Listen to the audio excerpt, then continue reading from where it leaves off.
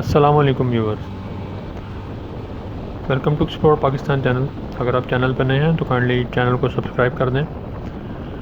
آج کا سفر ہم قومی شاہراہ 10 جو کہ پاکستان کی دو اہم بندرگاہوں کراچی اور گوادر کو منسلک کرنے والی مرکزی شاہراہ ہے، جسے عام طور پر مکران کوسٹل ہائی وے یا مکران ساحلی شاہراہ بھی کہا جاتا ہے۔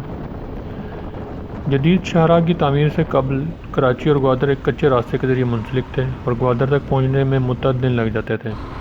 اس جدید اور خوبصورت شاہراہ کی تعمیر سے دنوں کا سفر محض چند گھنٹوں کا سفر بن گیا۔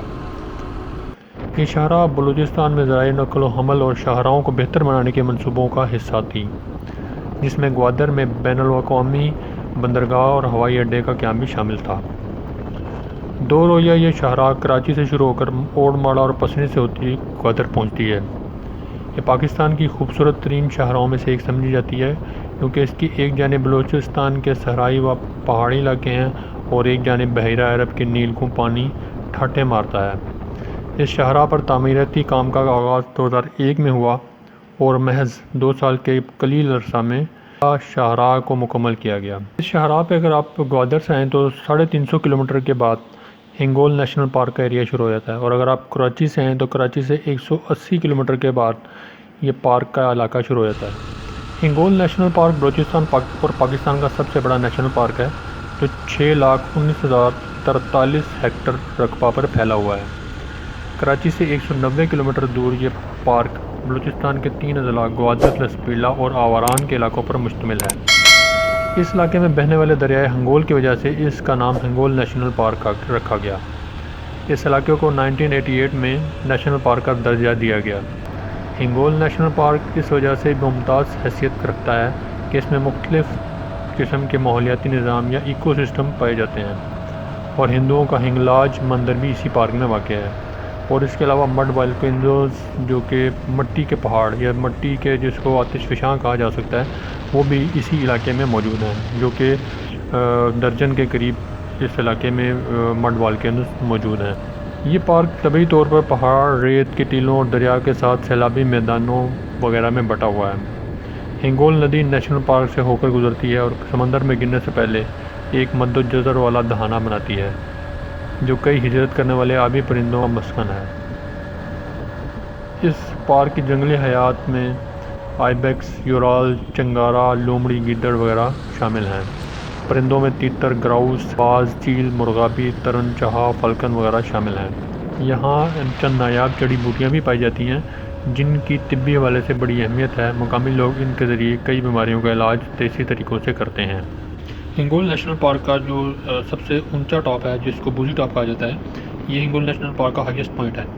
رائٹ سائڈ پہ بھی، لیفٹ سائڈ پہ بھی آپ کو پہاڑ نظر آ رہے ہیں۔ یہ پہاڑوں کے جو لینڈسکیپس ہیں، یہ بہت ہی ڈفرینٹ قسم کے ہیں، جو کہ میں نے صرف اسی کوسٹل ہائی وے پہ ہی یہ پہاڑوں کا جو لینڈسکیپ ہے، آپ گلگت بلتستان میں چلے جائیں یا خیبر پختونخوا میں چلے جائیں، وہاں پہ آپ کو پہاڑ جو ہیں وہ سیدھے سیدھے نظر آتے ہیں۔ اس طرح کے جو کٹاؤ والے پہاڑ ہیں، یہ نظر نہیں آتے۔ یہاں یہ کٹاؤ ایسے ہیں جیسے کسی زمانے میں یہاں پہ سمندر ہوا کرتا تھا، اور سمندر کی لہروں سے یا اس کی جو ویوز ہیں ان کی وجہ سے یہ جو ہے ان پہاڑوں کا اس طرح کا ڈیزائن ہو گیا، جیسے پانی کی لہریں ہوتی ہیں، اس طرح ان پہاڑوں کا ڈیزائن بنا ہوا ہے۔ علامہ اقبال کے کچھ اشعار یاد آ رہے ہیں، تو آپ سفر کو بھی انجوائے کریں اور اشعار بھی سنیں۔ ہو تیرے بیاباں کی ہوا تجھ کو گوارا، ہو تیرے بیاباں کی ہوا تجھ کو گوارا، اس تشت سے بہتر ہے نہ دلی نہ بخارا، جس سمت میں چاہے صرف تسیل رواں چل، وادی یہ ہماری ہے وہ صحرا بھی ہمارا۔ غیرت ہے بڑی چیز جہان تگ و دو میں، پہنائی ہے درویش کو تاج سر دارا۔ حاصل کسی کامل سے یہ پوشیدہ ہنر کر، حاصل کسی کامل سے یہ پوشیدہ ہنر کر، کہتے ہیں کہ شیشہ کو بنا سکتے ہیں خارا۔ افراد کے ہاتھوں میں اقوام کی تقدیر، افراد کے ہاتھوں میں اقوام کی تقدیر، ہر فرد ہے ملت کی مقدر کا ستارہ۔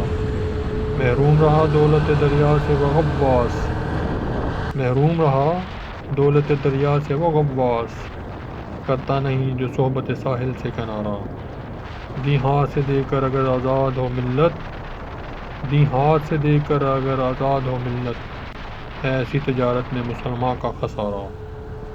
دنیا کو ہے پھر مارکہ روح و بدن پیش، دنیا کو پھر ہے مارکہ روح و بدن پیش، تہذیب نے پھر اپنے درندوں کو ابھارا۔